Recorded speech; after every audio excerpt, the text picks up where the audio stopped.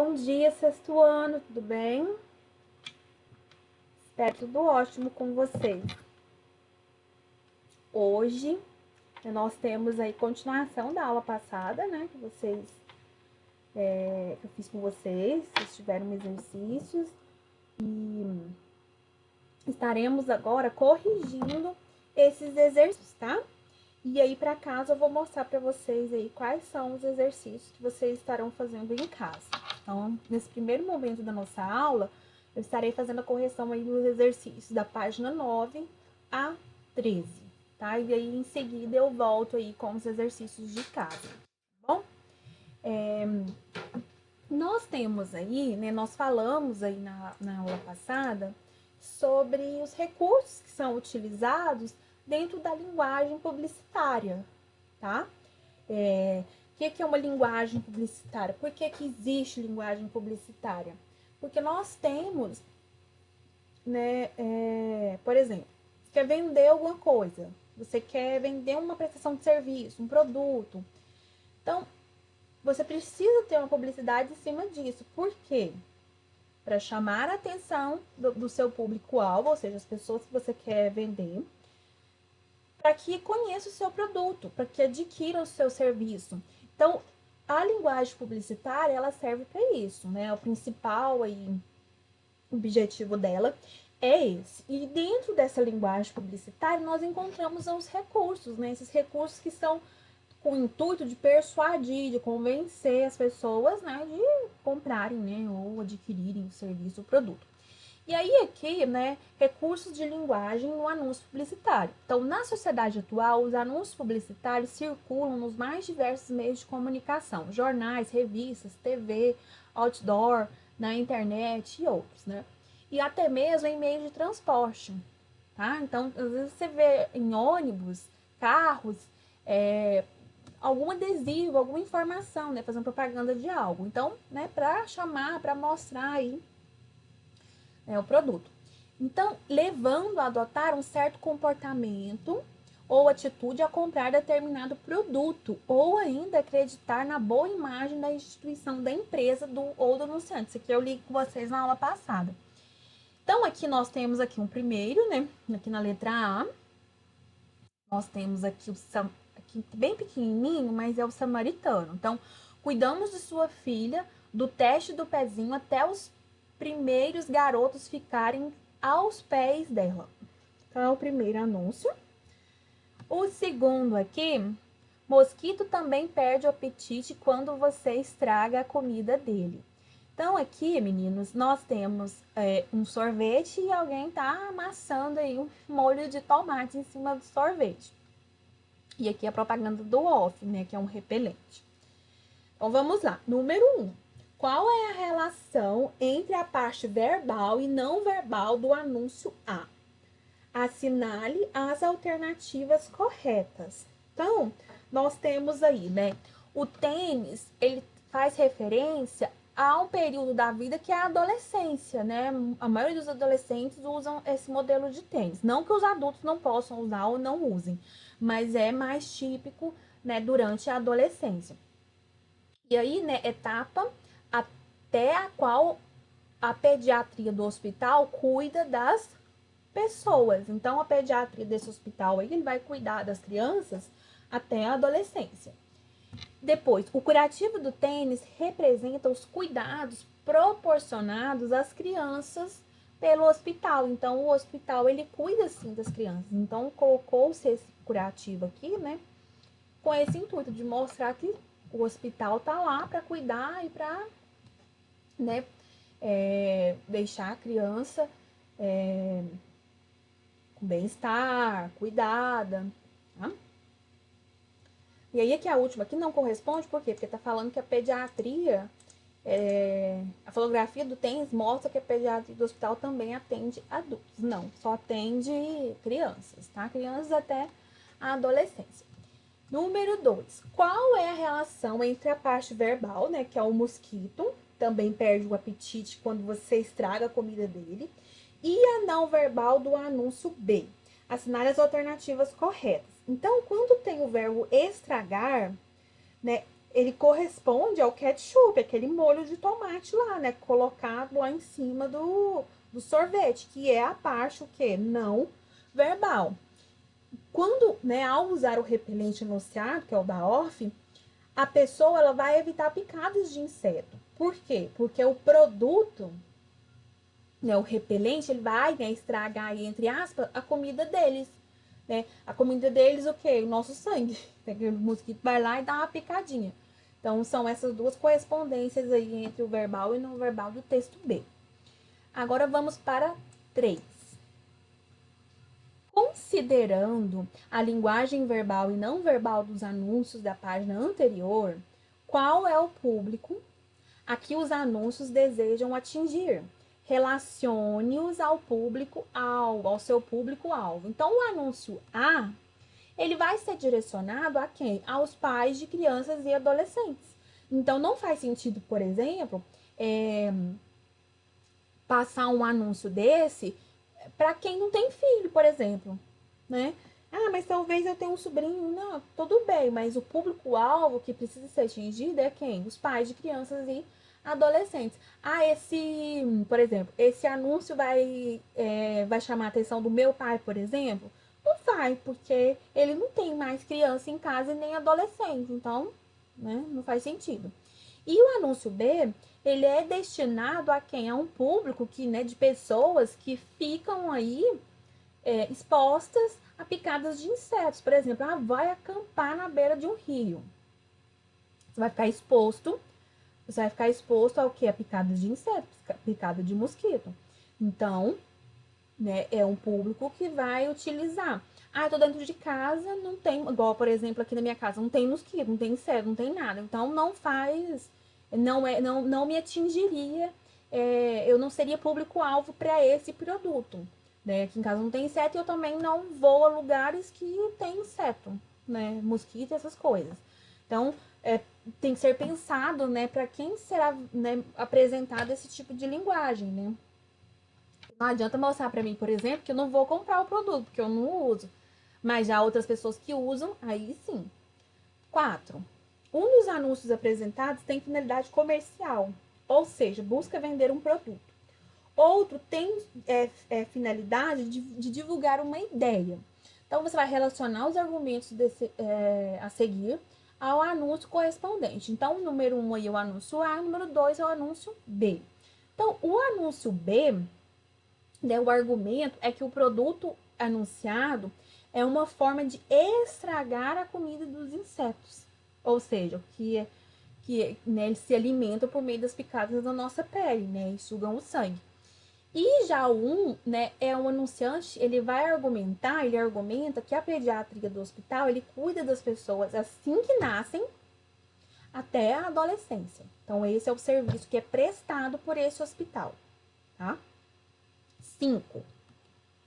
Cada um dos anúncios faz uma brincadeira com o leitor. Identifique quais são essas brincadeiras e explique-as.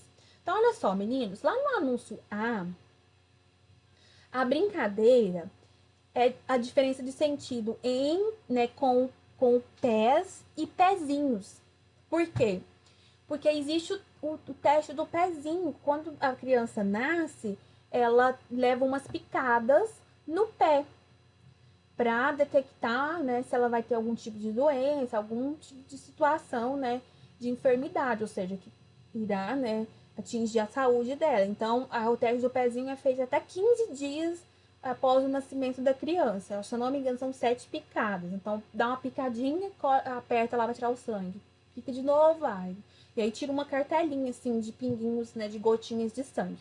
Então, ele faz esse jogo do pés e o pezinho, né, colocando o tênis lá, né?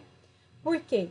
Porque, né, enquanto ficarem de pés, né, vai se referir aí, né, aos interessados, né, que são as crianças, né, e os adolescentes. Já no B, ele brinca, né, com o fato que de jogar lá ketchup em cima do sorvete, tira o apetite. Olha aquela imagem ali, você já dá aquela agonia, né? Ketchup com sorvete. Então, seria assim, da mesma forma que o repelente iria agir na pele, né? Passa o repelente, o mosquito vai lá, dá uma olhadinha e fica com nojo. Perde o apetite, não quer mais. 6. Com que intenção o termo sua foi empregado no anúncio A? Ele foi, né, colocado aí porque para se dirigir diretamente aos destinatários, que são os pais de crianças e adolescentes. Aí aqui, meninos, nós temos várias expressões que aparecem aqui, que vocês já leram, né, que eu até li na aula passada com vocês, que estão aí dentro da linguagem, né, publicitária. Não vou ler de novo porque eu já li, tá? Então fica muito repetitivo. 7. Que expressões são empregadas nos anúncios da página 9 para aproximar o leitor do que está sendo anunciado? Então, são os pronomes sua, tá? No anúncio A, e o pronome você no anúncio B. Então, quando você usa pronomes que, né, ou termos, palavras que direcionam para a pessoa, cria-se um clima de intimidade, de proximidade, né? E aí isso deixa a pessoa mais confortável, dá aquele sentimento assim de confiança, tá? 8. Relacione cada um dos anúncios a seguir aos recursos de linguagem empregados para atrair a atenção do público-alvo. Então, aqui na letra A, nós temos aqui Ralph, Pro Skate Store, né? Com o Shape Ralph, o seu carrinho vai dar um rolê mais animal que você já viu. Ralph radicaliza suas manobras. E aí tem o menino aqui pulando, né? O skate, aqui um skate. Aqui no B, né, a natureza precisa de você. E tem um espantalho aqui, né, apontando e olhando diretamente aqui para nós, né? Então, aqui a ideia aqui é de que, né, lave e devolva as embalagens vazias de agrotóxico. Então, utilizou o agrotóxico lá na plantação, lava e devolva, né, para não poluir o meio ambiente. Então, aqui, né, na letra A, no anúncio A, teve o emprego de gíria. E no B, ele usa o uso de palavra que faz referência ao interlocutor de maneira familiar. Então, a natureza precisa de você, tem essa proximidade. E aqui, né, tem gírias, né? Ralph radicaliza suas manobras, rolê, né? São gírias, que são recursos utilizados aí dentro da linguagem publicitária. E na 3, pede o seguinte: reúna com seus colegas e juntos pesquisem em revistas e jornais o que é empregado recursos de linguagem estudado nessa sessão. Tragam sua pesquisa para a sala de aula. Isso aqui vocês podem deixar, que depois eu vou mostrar para vocês, durante uma live, na próxima live, exemplos disso daqui, tá? Eu já até pesquisei, tá? Aqui, exemplos de figuras de recursos de linguagem dentro dos anúncios publicitários, tá? Então, essas foram as correções. Aí, agora, eu vou partir para outra tela aqui para mostrar para vocês o homework, a atividade que vocês estarão fazendo durante essa semana. Aqui é anúncio publicitário, ou seja, vender alguma ideia, alguma coisa, um produto, um serviço. Então, na página 4, você viu um anúncio da instituição WWF Brasil. Conheça agora outro anúncio publicitário. Então, tem aqui esse anúncio aqui do Dia do Cão, tá? 4 de outubro, Dia do Cão. Hoje é o contrário. É você quem faz a festinha para o cachorro. Pedigree. Cachorro é tudo de bom. Pedigree é uma marca de ração, tá? Aí aqui tem os exercícios de análise, tá? Desse anúncio publicitário e desse aqui que aparece lá na página 9, tá? Exercícios de interpretação textual, tá? Que estão aí dentro da produção textual, porque tudo, né, anda juntinho. E aí aqui, meninos, vocês vão aí, né, criar um anúncio, né? Vocês vão produzir um texto.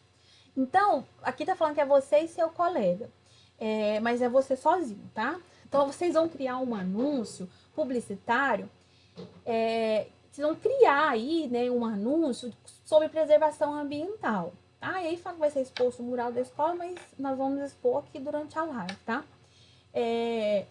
Esse anúncio, ele terá como interlocutores, ou seja, quem vai olhar, quem vai ler esse anúncio são os seus colegas, as pessoas, né, voltadas aí para a escola. No caso, vai ser só nós, né, eu, professor, e vocês, alunos. Então, você tem que usar a linguagem que convença as pessoas de que a natureza, ela tá morrendo e que ela precisa de cuidados urgentemente, porque senão daqui a pouco não tem mais nada, né? Acabou tudo. Aí tem 3 temas aí para vocês trabalharem. Escolha um deles e trabalhe no seu anúncio. Animais de estimação, poluição ou desmatamento. Então, você vai escolher um desses 3 temas para você criar o seu anúncio. Criou o seu anúncio, escolheu o tema, você vai criar o anúncio. Dentro desse anúncio, né, nós temos aqui a questão das logomarcas, do slogan e logomarca. Meninos, quando se fala em slogan, nós estamos falando de frases rápidas, de frases com efeito. Opa, mexi aqui. Aquelas frases que chamam a atenção. Então, o slogan do McDonald's, amo tudo isso. Então, quando você escuta essa frase, amo tudo isso, precisa nem falar que é do McDonald's. A maioria das pessoas que é cliente, ou nem é cliente, mas que conhece, já sabe que tá falando sobre o McDonald's. Essas frases são os slogans. As logomarcas são esses desenhos. A logomarca do McDonald's, por exemplo, é aquele M, né? Aquele M bem redondinho. Aquilo lá é uma logomarca. Aqui aparecem, né, alguns slogans e logomarcas.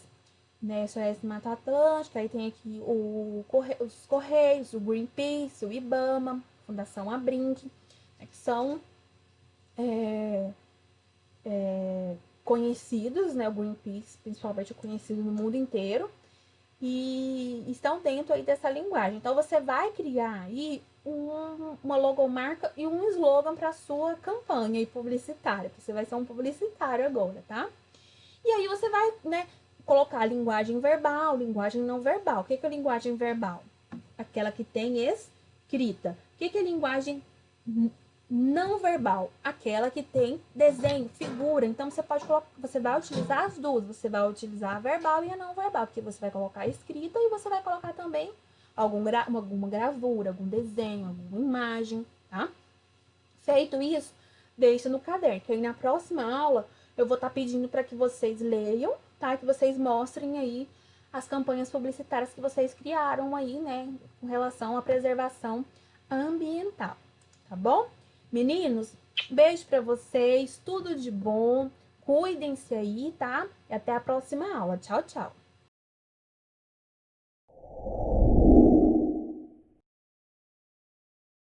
Oi, turminha, tudo bem com vocês?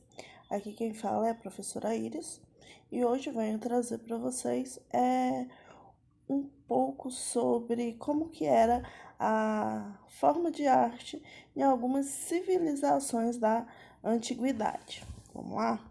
Então, vamos começar pela sociedade egípcia. A arte no Egito, ela no geral estava associada à religiosidade. Os egípcios, eles acreditavam na vida após a morte e então por isso eles construíam templos grandiosos para que os mortos habitassem em condições quase que semelhantes ao das pessoas que ainda estavam vivas. No campo da arquitetura, a gente tem do Egito, a gente vê que o Egito ele era bastante evoluído. E as obras, inclusive, resistem até os dias de hoje. Porque ainda é possível a gente contemplar as grandes pirâmides do Egito. No sentido da pintura, o Egito ele era voltado para as questões também religiosas. E um critério que era seguido à risca por todos os artistas egípcios era a lei da frontalidade. Porque se você observar bem essa pintura que eu coloquei aí na tela de vocês, vocês podem perceber que as pessoas elas são representadas com um tronco de frente. Porém, a cabeça e os pés, elas estão em perfil. E isso era uma regra que todos os artistas egípcios adotavam. No quesito esculturas, o objetivo principal também era o religioso. E essas esculturas representavam os reis, ou seja, os faraós egípcios. E os faraós, eles eram tidos como divindades. Essas esculturas, então, elas representam os deuses em sua forma humana, enquanto eles viviam na Terra. Já na arte grega, uma das primeiras coisas que eu coloquei aqui para vocês, até porque foi assunto do nosso vídeo anterior, é a questão do teatro. A civilização grega, ela presenteou o mundo com a arte do teatro. Primeiramente, essa arte também tinha um cunho sagrado. Depois, ela passou a ser vista também como arte, como a gente viu no vídeo anterior, certo? Então, a arte grega, ela foi marcada principalmente pelas esculturas, predominantemente em mármore. E com a influência egípcia, a arte grega, ela buscava a perfeição. O ideal de beleza era buscado através da simetria entre as formas e na harmonia dos traços. Os projetos arquitetônicos dessa sociedade, eles também eram voltados para os deuses, mas eles também eram construídos no intuito de proteger a população caso houvesse uma guerra ou alguma ação climática que viesse a destruir a cidade, como chuva, sol, enchente, etc. Dentro da arquitetura, eles também buscavam a simetria, porque para eles simetria é sinônimo de belo. A pintura a pintura grega também, ela era um elemento de decoração que estava presente na arquitetura e também nos jarros, nos vasos que eram utilizados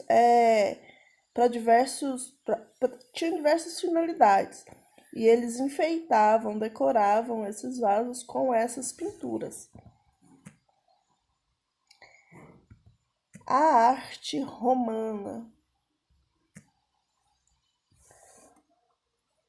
A arte romana, ela é uma das contribuições mais importantes, digamos assim, da arte romana, principalmente a arquitetura, porque a gente temos exemplos aí de construção de templos, de anfiteatros e de aquedutos que resistem, por exemplo, até os dias de hoje, e eles vêm, de certa forma, a arquitetura romana, ela veio influenciar a cultura ocidental. Então, a contribuição romana na arquitetura ela é bastante forte, muito utilizada. Na pintura, presente principalmente dentro dos projetos arquitetônicos, ocorre muitas vezes uma mistura entre a realidade e a imaginação. A maioria das obras de artes na pintura romana, elas estavam em Pompeia. Porém, a cidade ela foi soterrada pela a erupção do vulcão Vesúvio. Então, algumas obras não foram recuperadas, mas nós ainda conseguimos ver algumas dessas obras de pintura.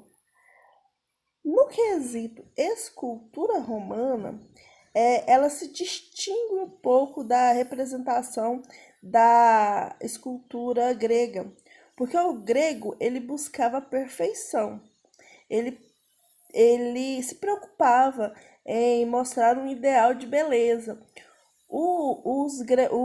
A arte romana não. A arte romana, no quesito arquitetura, ela buscava a realidade, ser fiel ao que realmente era esculpido. E essa é a diferença entre a arte romana e a arte grega. Então, galera, agora, lá na página, lá na página 61, vocês vão fazer uma atividade. Olha só, bem tranquila a atividade de vocês. Somente duas atividades, número 1 e a número 2, com uma cruzadinha, bem facinho, vocês vão responder as duas, tirar uma fotinha e postar lá no tópico de artes. Galera, não postem no mural, postem dentro do tópico bonitinho. Eu vou colocar o tópico de artes dentro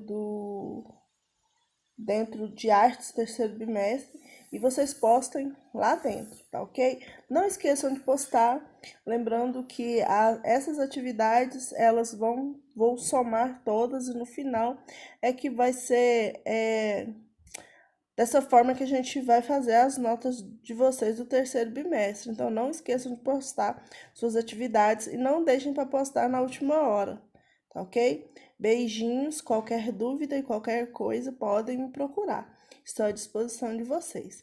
Beijos e até a próxima.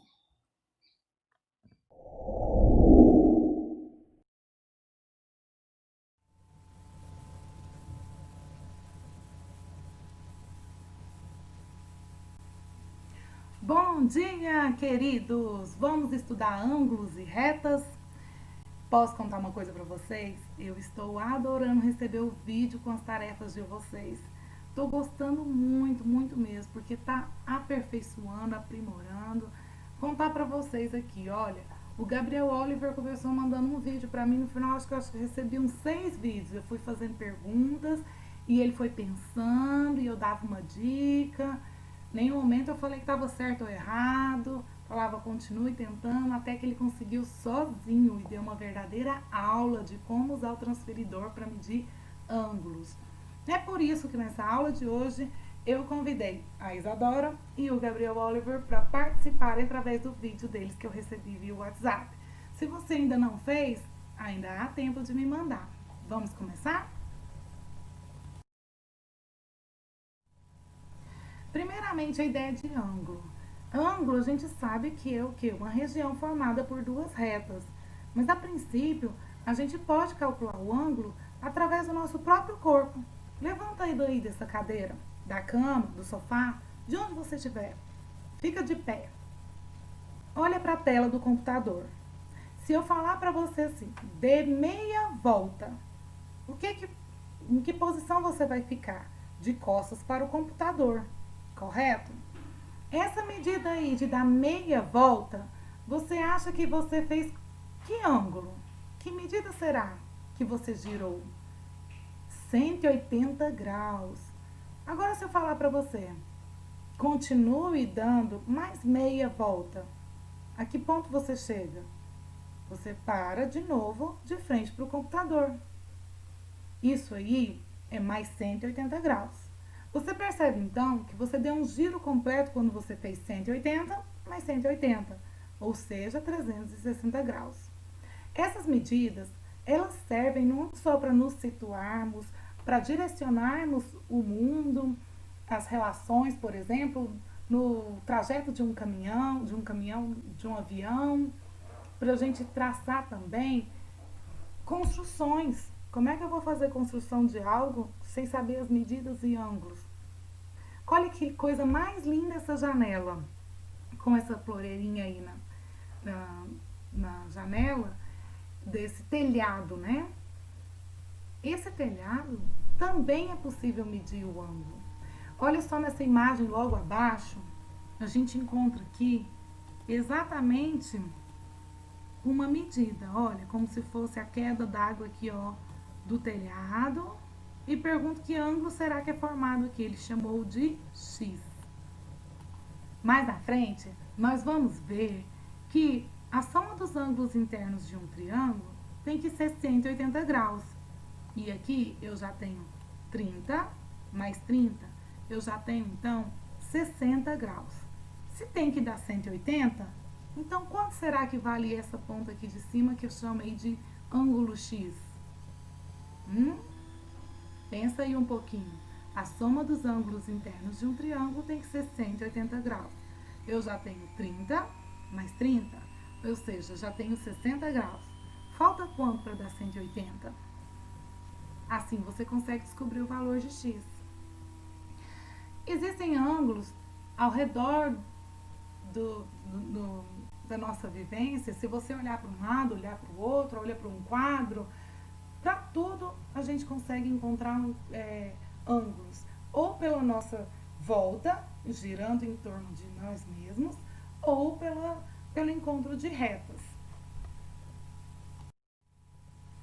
Olha só, onde o exemplo mais comum, mais tradicional, que é cobrado em livros, é apresentado nos livros, é para a gente achar o ângulo entre os dois ponteiros. Olha, o relógio marca 4 horas, o ângulo assinalado mede. Ele está me perguntando esse ângulo aqui. Quanto será que ele mede? Como é que é possível saber isso aqui, hein? Se você já sabe usar o transferidor, parabéns! Pegue o seu transferidor, dê um pause na tela e faça essa questão. Agora, se você ainda não sabe ou tem dúvidas, vem comigo. Nós vamos continuar e você vai aprender. No final, a gente vai ver quem que acertou. Como medir ângulos? Bem, um instrumento bem simples de ser utilizado é o transferidor. A princípio parece que ele é bem diferente do que a gente está habituado, né?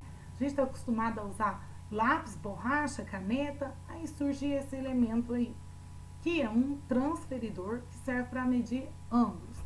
Vamos seguir aqui a leitura para saber como que utiliza. Para medir um ângulo dado, devemos posicionar o transferidor de forma que o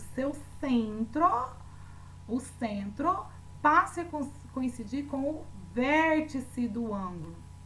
Você assistiu minha aula de segunda-feira? Eu estava na roça e lá eu consegui achar um vértice no encontro da porteira, da tábua da horizontal com a vertical. Tinha um parafuso que eu falei que era o vértice. Neste caso aqui, o meu vértice é bem aqui, ó, no encontro das duas retas. Eu tenho essa reta Bzinho, a reta Azinho, e eu tenho esse ponto de encontro aqui, que chamou de O, pode ser de origem, e ela vale exatamente, ela coincide com o centro do meu transferidor. Então, quando eu vou medir, eu tenho que posicionar o centro do transferidor com o vértice do encontro das duas retas, tá bom? Eu tenho que colocar lá em cima. Aí, o que eu vou fazer? Eu vou girar o meu transferidor de forma que coincida. Um dos lados da reta tem que coincidir com uma dessas bases aqui do meu transferidor, tá vendo? Que ele tem essa base de cá e tem essa base de cá. Ele tem que coincidir, tem que ficar em cima de uma das retas. Então, olha só, a semirreta OA é essa aqui, ó, nesse sentido aqui. Essa semirreta deve passar pelo zero do transferidor. Tudo bem, foi o que eu falei. O O fica lá na origem, né, bem no vértice, e a OA fica em cima de uma das retas. Fazemos, então, a leitura da medida do ângulo, observando a marca do transferidor por onde a reta semirreta OB passa. Então, eu vou ver a menor distância entre essas duas retas aqui é exatamente deste lado de cá.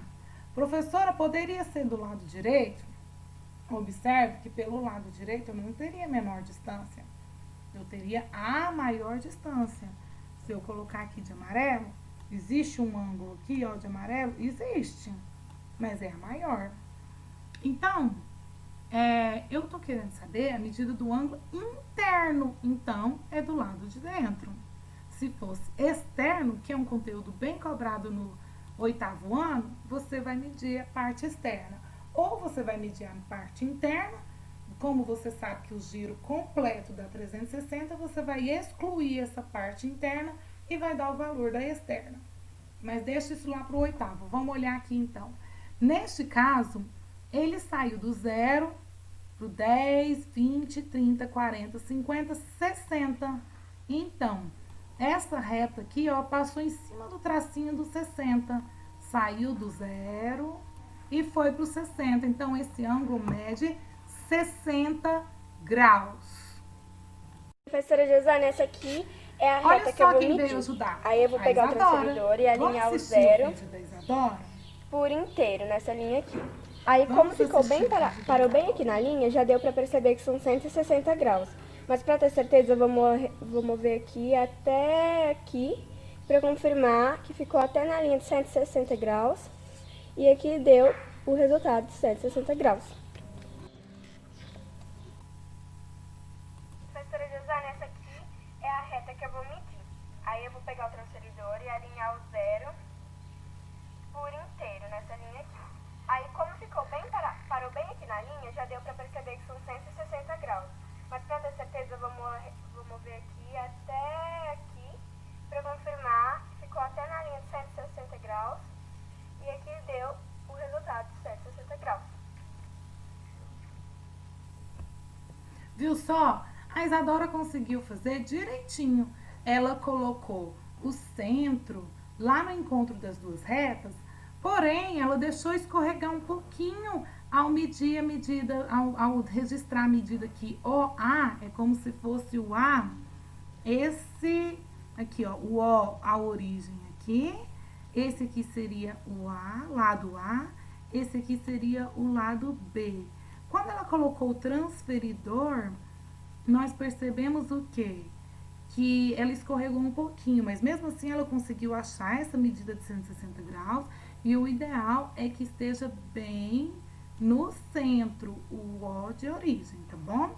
No centro, que eu digo, o centro do transferidor esteja bem no vértice. O que é o vértice? Encontro das duas retas. Olá, José, esse aqui é um vídeo para explicar como eu achei o ângulo do meu objeto Vamos do ver ambiente. como que o Gabriel Oliver fez? Então, o objeto que eu achei no meu ambiente é um losango, que eu encontrei ele na rede de proteção daqui de casa. E basicamente eu vou fazer o quê? No meu caso, eu vou colocar...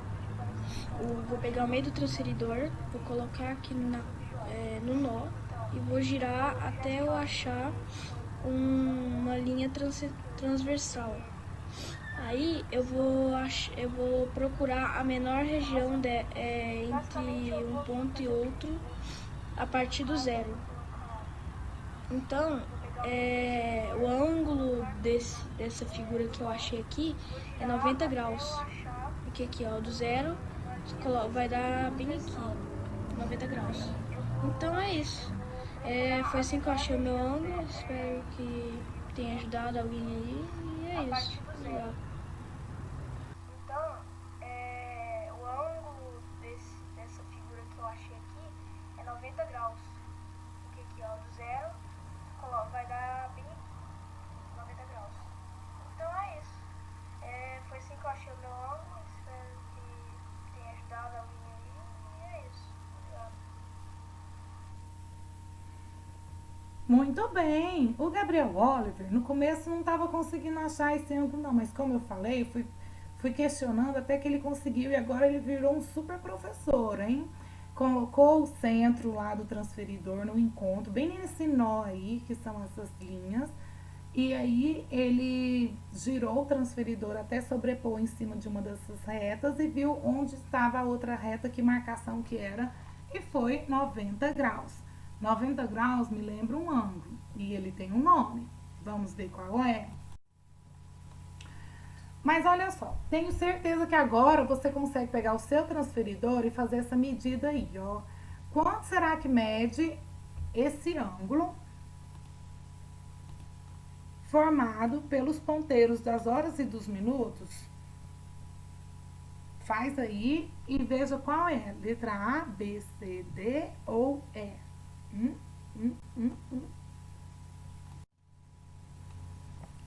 Vamos falar de reta? Para quem foi meu aluno lá no Atléticas no ano passado, vai se lembrar de uma brincadeira.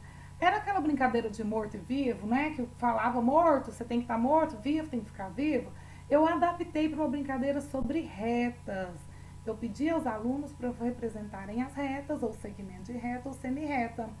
E aí o aluno tinha que fazer, e se errasse, ele saía da brincadeira e se sentava.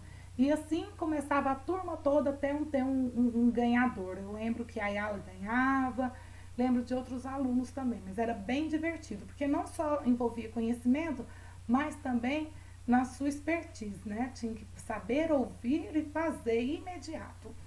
Olha só, a reta, ela é sempre representada por uma letra minúscula e ela é infinita para ambos os lados. Olha só, essa reta aqui, ela pode continuar para lá ou continuar para cá, tá bom? O segmento de reta, deixa eu pegar a caneta aqui, ó, ela pode continuar para cá ou ela pode continuar, ela é infinita para os dois lados, para a direita ou para a esquerda. O segmento de reta, ele já é limitado, olha só. É uma reta que passou pelo ponto A e pelo ponto B. Então, segmento de reta AB é nada mais, nada menos do que esse aqui, ó, gente. Esse AB aqui. Ele é limitado por esse pontinho. Segmento de reta. Então, ele não cresce para o lado esquerdo e para o lado direito. Ele é limitado pelo ponto A e pelo ponto B. Já a semirreta, ela é limitada em um dos lados, porém, ela é constante, ela segue para o infinito em um dos seus lados. E como eu fazia brincadeira? Eu fazia assim, eu falava assim, reta, aí o aluno, faz de conta que esse aqui é o braço do aluno, ele tinha que se apresentar em pé, de mãos abertas, como se fosse o Cristo Redentor. Esse aqui era o aluno, ó. Esse é o aluno. Ele tinha que se apresentar assim, lá, pra mim. Lembra disso? Esse é o menino. Se eu falasse segmento de reta, esse menino, ele tinha que se apresentar de mãos fechadas. Ele ia simplesmente fechar a sua mão toda aqui. Braços abertos, porém mãos fechadas. Por quê? Porque o segmento, segue significa corte. Eu estou cortando aquela reta no ponto A e no ponto B. Então, mãos abertas, braços abertos, porém mãos fechadas, porque tem um pontinho. E ponto é representado por essa bolinha aqui, ó, gente. Ponto A, ponto B, e letra maiúscula. E se eu falasse semirreta, ele ia ter que se apresentar como? Ele ia ficar lá, deixa eu pôr aqui o olhinho dele. Esse é o menino.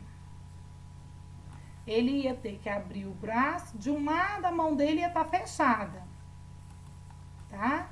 E do outro, a mão dele ia estar aberta. Era assim que eu percebia ele aqui, ó, cantando. Ganhei. Esse menino aqui. Ganhei. Parabéns, meu amigo. Realmente você ganhou. Agora, se ele errasse, ele tinha que se sentar. Eu também falava retas paralelas e retas concorrentes. E na brincadeira eu falava sobre ângulos. E por falar em ângulos, lembra, gente, que a gente fez uma brincadeira também de caça ao tesouro? E tinha um mapa. Nesse mapa tinha assim: ande 3 passos para a esquerda. Gire 30 graus para a direita. Dê um pulo. Conte até 10. Gire 180 graus e vá em direção a tal coisa. Então, ele tinha... quem entregava o mapa ia observando e o grupo, né, geralmente era um grupo, tinha que fazer as orientações do mapa até chegar no tesouro. E o tesouro eram balinhas, lembram disso? Eu fiz isso em uma turma de vocês, né, que era o 5º ano, e fiz isso também na turma do 6º ano, porque esse conteúdo coincidia. Ô, vontade que eu tô de brincar com vocês!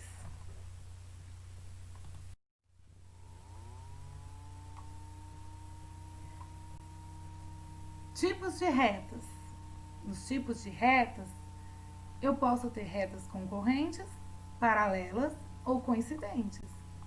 As retas concorrentes, elas têm um ponto em comum. São retas que se cruzam, possuem um ponto em comum. Olha só, reta S e reta R possuem um ponto em comum.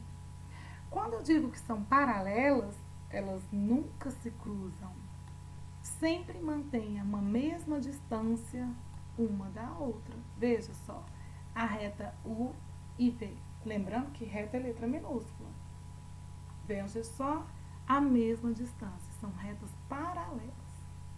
Professora, se as retas paralelas fossem assim, ó, se aproximando, são paralelas? Não, porque em algum momento elas vão se cruzar. Elas não possuem a mesma distância durante o seu percurso aqui, ó. Em algum momento elas vão se cruzar, mesmo que no desenho não tenha colocado o cruzamento. Existem retas coincidentes, vejam só, uma sobreposta à outra. Ou seja, uma é a outra, Azinho igual a Bzinho. Retas concorrentes. Retas concorrentes são retas que se cruzam, ok? Mas dentro das retas que se cruzam, nós temos dois tipos. Algumas chamadas de perpendiculares, por quê? Formam um ângulo de 90 graus. Lembra que, ó, parece um quadradinho. E as retas oblíquas, que não formam um ângulo de 90 graus. Veja só, é bem menor do que 90 graus. E esse é bem maior do que 90 graus. Então, retas perpendiculares, você vai lembrar do encontro com a parede com o chão. Parede com o chão, ela é perpendicular, faz 90 graus. Você vai lembrar da ponta do quadro.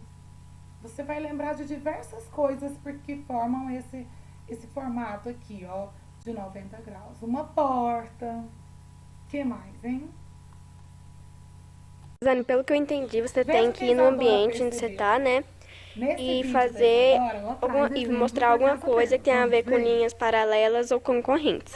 Aí eu tô aqui em casa e tem uma ducha aqui fora, perto da piscina. E aqui tem vários azulejos. Aí eu queria mostrar que essas aqui são linhas, são retas paralelas, que elas não se encontram. E essas daqui são linhas concorrentes, porque elas se encontram. Aí, professora, se eu tiver errado e não é isso pra fazer, a senhora me corrige aí que eu faço outro vídeo, tá bom?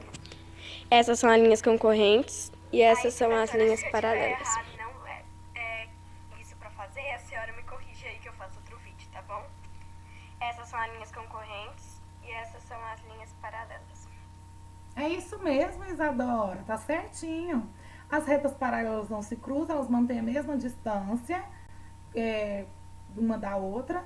E as retas concorrentes, se foi aquele caso que você apontou lá em cima, elas se cruzam. E neste caso aí do seu vídeo, elas formam 90 graus, porque tem vários quadradinhos, né? O quadrado, ela tem 90 graus. Ele tem 90 graus. Agora é a sua vez. Faça o seu vídeo, me mande pelo WhatsApp, isso se você ainda não fez. E aproveite, faz os exercícios que estão bem gostosos, lá da página 8, 12, 13, 14, 15, 19, 20, 21 e 22. Nossa, que tanto? Sim, porque a gente já viu todo esse conteúdo e também tem bastante desenho, traz medidas, por isso que tem muitas páginas, tá? Resolve lá no livro, manda as fotos pra mim até na quarta-feira do dia 26/8. Tchau, tchau!